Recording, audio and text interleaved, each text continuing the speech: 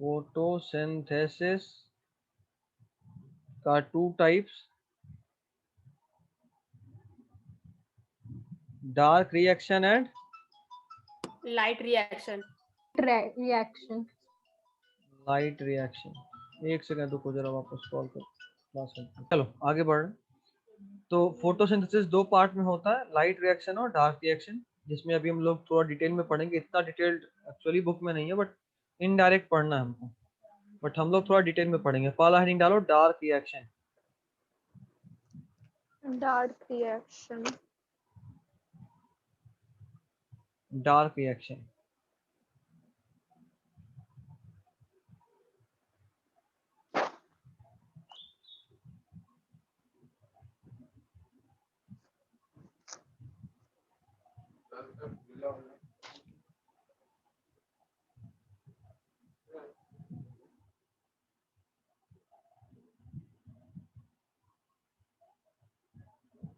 थोड़ा अच्छे से बनाना, ये बिल्कुल सीधा सीधा लाइनिंग है, क्योंकि हम थोड़ा टेढ़ा बना रहे हैं ना, इसलिए मेरा सीधा नहीं हो पा रहा।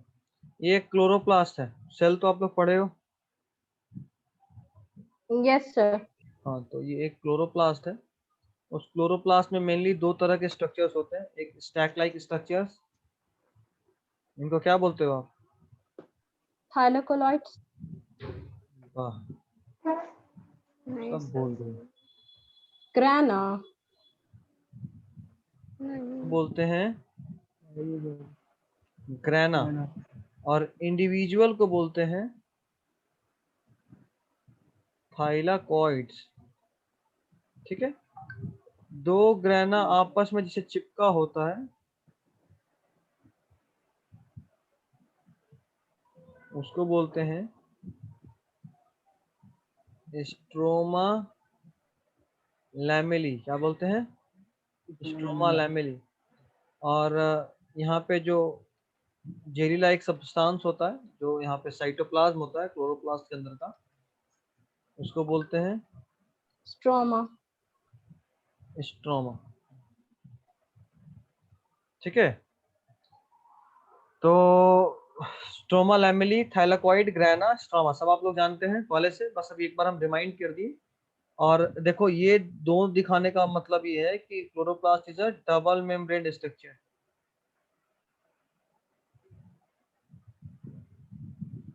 ठीक है, हमारे बॉडी में, या यूं बोले अगर हम अपने सेल का, तो एक न्यूक्लियस है जिसके पास पूरा कमांड है, ऑटोनोमस सेल ऑर्गेनेल है।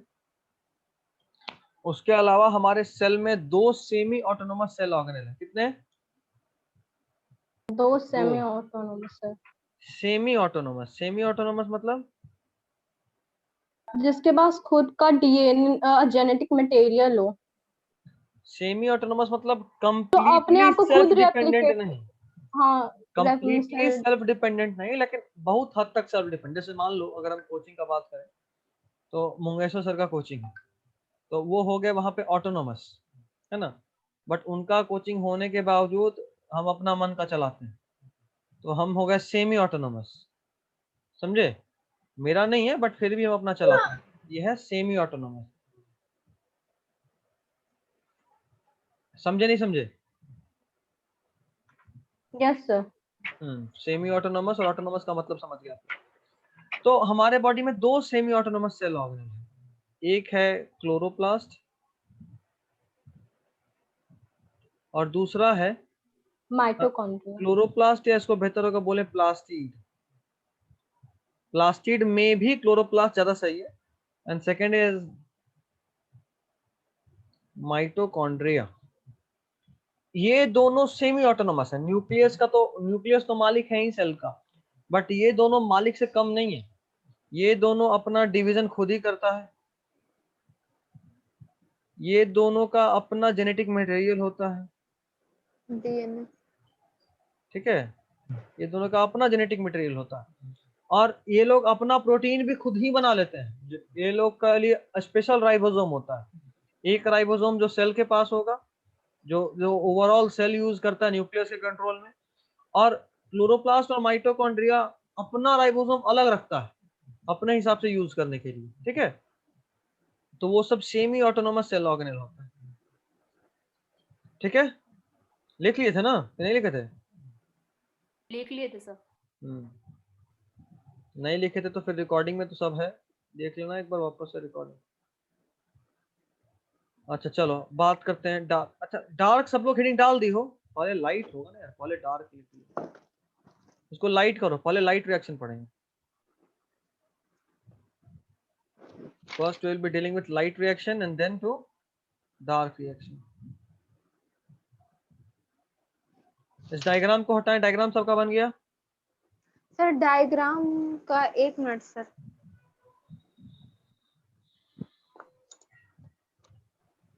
सब बन गया।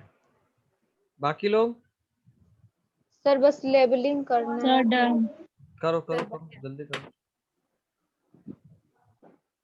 इसको पूरा हटाकर एक नया ही हेडिंग बनाना है, लाइट रिएक्शन।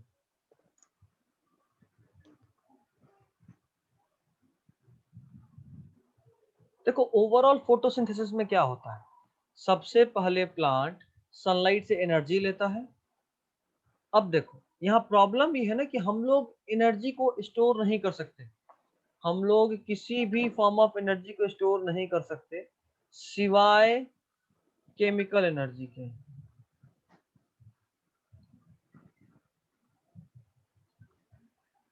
ठीक है, सिवाय केमिकल एनर्जी के हम लोग बाकी हर फॉर्म ऑफ एनर्जी को स्टोर कर सकते हैं।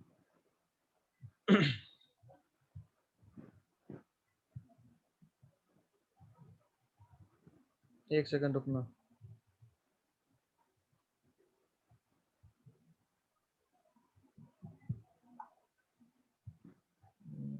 Motion calorimetry.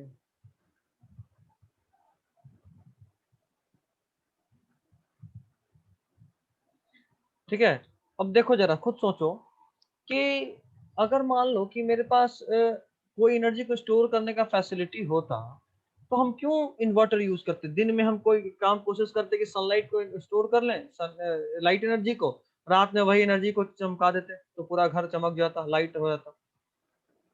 अच्छा थर्मल हीट एनर्जी, अगर हीट एनर्जी को स्टोर कर पाते तो गर्मी के दिन में जो भी हीट था उसको स्टोर करके रखते और जम्मू कश्मीर में वहां पर रिलीज कर देते, क्या मजा था, ठंडे के दिन में भी हमारे जो भी सोल्जर्स हैं उन लोगों को अच्छा टेम्परेचर मिलता। बट पॉसिबल नहीं है, हम किसी भी फॉर्म ऑफ एनर्जी को स्टोर नहीं कर सकते एक्सेप्ट केमिकल एनर्जी। इसीलिए तो देखो ना हम लोग क्या करते हैं, लाइट आया तो बैटरी को चार्ज करते हैं, चार्ज करते हैं का मतलब क्या करते हैं, हम जो इलेक्ट्रिकल एनर्जी था उसको केमिकल एनर्जी में कन्वर्ट करके स्टोर कर लिए, और जब लाइट गया तो इन्वर्टर के बैटरी से वापस से वही करंट, मतलब रिवर्स केमिकल प्रोसेस से करंट रिलीज हुआ, और जब करंट रिलीज हुआ उसी वक्त सीधा यूज हो गया। ऐसा नहीं है कि जैसे ऐसा भी तो होता है ना, कई बार आप स्विच ऑफ किए हुए हो तो करंट आपके वायर तक तो पहुंच रहा होता है, तो ऐसा होना चाहिए था ना कि वायर में करंट स्टोर होना था, जैसे ही लाइट स्विच ऑन किए लाइट नहीं भी है फिर भी उस वायर से फैन चलने लगा, ऐसा तो नहीं होता। बस वही बात है, जब सनलाइट फॉल कर रहा होता है किसी लीफ पे, जब सनलाइट किसी लीफ पे फॉल कर रहा होता है तो इस लीफ के अंदर जो क्लोरोप्लास्ट है, इस लीफ के अंदर जो क्लोरोप्लास्ट है वो क्लोरोप्लास्ट क्या करता है कि एक्टिवेट होता है, उस क्लोरोप्लास्ट के अंदर केमिकल प्रोसेस शुरू होता है, और उस केमिकल प्रोसेस से हम लोग इस लाइट एनर्जी को कन्वर्ट कर लेते हैं केमिकल एनर्जी में। इसमें कन्वर्ट करते हैं केमिकल एनर्जी में। केमिकल एनर्जी में। अब देखो लाइट एनर्जी को स्टोर नहीं कर सकते थे बट केमिकल एनर्जी तो स्टोर हो सकता है ना। केमिकल एनर्जी किस फॉर्म में होता है पता है? ATP. ATP and NADPH. ATP का फुल फॉर्म कोई बताएगा? Adenosine triphosphate. Adenosine triphosphate. Very good. देखो असल में ये होता क्या है, इसका नाम बता रहा है, एडिनोसिन एक मॉलिक्यूल का नाम है, देखो कुछ ऐसा होता है, ये सिर्फ समझने के लिए, दिमाग में मत हटाना क्योंकि हटेगा नहीं, सीनियर लेवल का चीज है। ये है एडिनोसिन, इसके अंदर देखो एक फॉस्फेट जोड़े, दूसरा फॉस्फेट जोड़े, तीसरा फॉस्फेट जोड़े, जरा बताओ एक एडिनोसिन मॉलिक्यूल के साथ कितना फॉस्फेट है? तीन तीन। फॉस्फेट है। तीन, इसीलिए तो तीन बोले phosphate। एडिनोसिन ट्राई फॉस्फेट, क्योंकि 3 फॉस्फेट है। अच्छा एक बात बताओ, ये देखो कहाँ गया मेरा दूसरा पेन, एक पेन देना।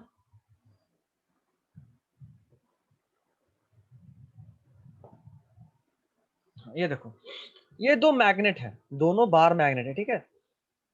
ये नॉर्थ पोल और ये साउथ पोल, अट्रैक्ट होगा? Yes sir. होगा, बिल्कुल अट्रैक्ट होगा। Yes sir. दोनों अगर अलग अलग पोल है तो तुरंत अट्रैक्ट होगा। बट हम चाहते हैं कि नहीं, ये अट्रैक्ट हो रहा है लेकिन अट्रैक्ट नहीं होने दे, चिपकने नहीं दे।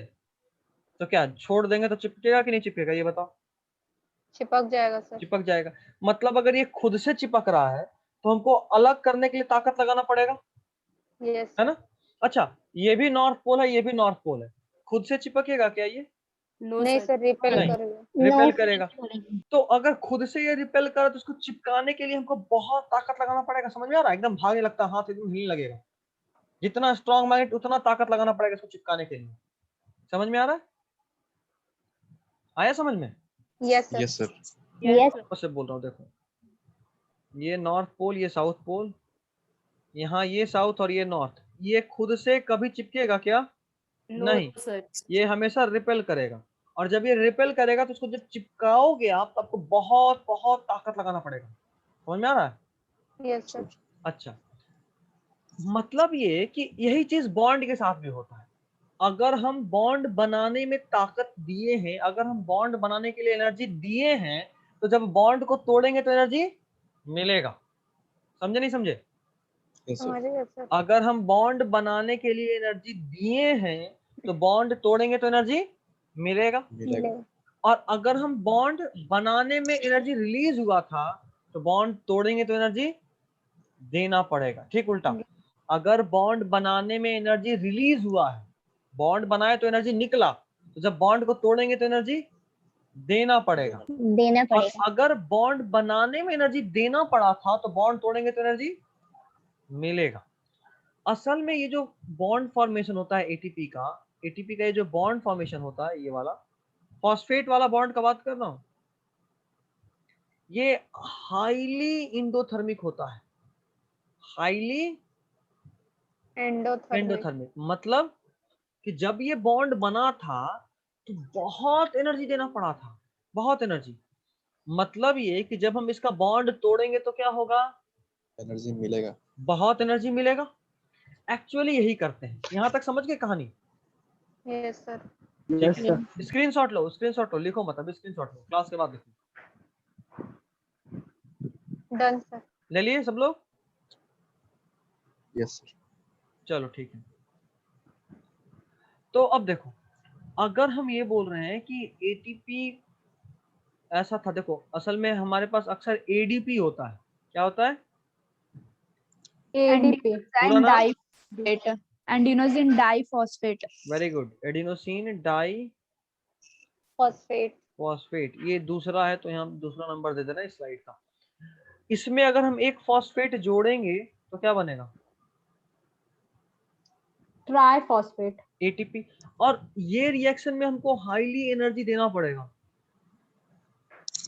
एनर्जी हमको देना पड़ेगा। अब यहाँ सवाल ये उठता है कि एनर्जी देना पड़ेगा, ये तो ठीक बात है, बट एनर्जी लाएंगे कहाँ से? ये एनर्जी हम कहाँ से लाते हैं? यही एनर्जी हमको सनलाइट से मिलता है। कहाँ से मिलता है? सनलाइट से। सनलाइट से जो एनर्जी मिला हम उसको स्टोर नहीं कर सकते थे, इसलिए हम क्या किए कि उसी वक्त उस एनर्जी को यूज करके एडीपी में एक फॉस्फेट बॉन्ड जोड़ दिए। क्या किए? एडीपी में एक फॉस्फेट बॉन्ड जोड़ दिए। और अब क्या हुआ कि एक फॉस्फेट को जोड़ने में बहुत एनर्जी लगा था, तो तुरंत ये सनलाइट वाला एनर्जी यूज हो गया, यूज हुआ। Yes sir. अगर ये यूज हुआ तो बन गया एटीपी। अब क्या हुआ कि एटीपी केमिकल है और केमिकल एनर्जी को तो हम स्टोर कर सकते हैं, है ना? यस। तो इसको हम Yes, स्टोर sir. कर लिए।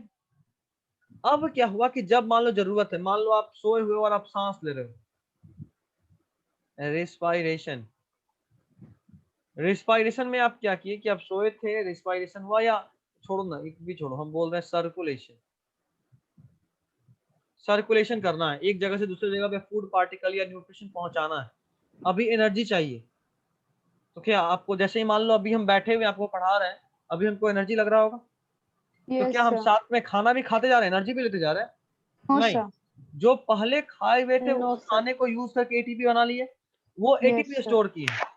अभी हम क्या किए कि उस एटीपी को यूज कर रहे हैं। अभी मेरे पास एक काम है, उस काम को करना है, तो हम अब उस एटीपी के अंदर जो केमिकल एनर्जी है मेरा, उस एटीपी के अंदर जो मेरा ट्रिपल बॉन्ड है, एक बॉन्ड, दो बॉन्ड और तीसरा तीन बॉन्ड, bond. ये देखो सिंपली समझा रहे हैं। एक्चुअली में एटीपी का स्ट्रक्चर ऐसा होता है, ठीक है, और इसमें अल्टरनेट डबल बॉन्ड होता है। एक हुआ, दूसरा हुआ, तीसरा हुआ, चौथा हुआ, ऐसा होता है, ठीक है। अल्टरनेट डबल बॉन्ड होता है, बट ये आपको डिटेल में नहीं पढ़ना है। और चूंकि ये आपको डिटेल में नहीं पढ़ना है, इसीलिए हम आपको बस समझा रहे हैं किसी एक शेप को लेकर। हम डिटेल में इसमें इंटर नहीं कर रहे हैं, ये 12th का स्ट्रक्चर है, ठीक है। इसीलिए हम डिटेल में नहीं आ रहे, आपको बस समझ में आना चाहिए कि एटीपी कैसा होता है। एक्चुअली में एटीपी क्या है, तो ये केमिकल है। समझ में आ रहा है बात? ये सिर्फ एक मॉलिक्यूल है, तो इसीलिए हम यहाँ डिटेल नहीं बना। चलो डिटेल बना ही देते हैं। ये लो, यहाँ से फॉस्फेट जोड़ दिए, तो ये रहा एटीपी। अब देखो, इस एटीपी के एक बॉन्ड को तोड़े, इस एक बॉन्ड को जब तोड़े हम, तो कन्वर्ट हो गया, या ऐसे बोलो, एटीपी को तोड़े तो बना एक एडीपी और एक फॉस्फेट अलग हो गया। देखो, बनाए थे तो एनर्जी दिए थे, तो ये रिएक्शन कैसा होगा? Exothermic. एक्सोथर्मिक। एनर्जी मिलेगा। अब Yes, उस sir. एनर्जी को हमको जो काम करना उसका यूज कर लेंगे। समझे बात? उस एनर्जी को हमें जो भी काम करना उस काम में यूज कर लेंगे, हो गया। एटीपी कैसे काम करता है ये समझ गए? Yes, Yes, sir. sir. ठीक है। Yes, sir. चलिए दूसरा स्लाइड का भी स्क्रीनशॉट ले लीजिए। Done, sir. चलिए 4 मिनट और बचा है, इसलिए सिर्फ ये वापस से टाइम पास हो, हम दोबारा से एक न्यू मीटिंग स्टार्ट कर दे रहे हैं, ताकि उसमें चैप्टर सारा कुछ फ्लो में हो, है ना। अभी ऑलमोस्ट 20 मिनट्स बचा है, तो थोड़ा टाइम होगा। वापस से रिज्वाइन करना, ठीक है, तुरंत। Yes, sir.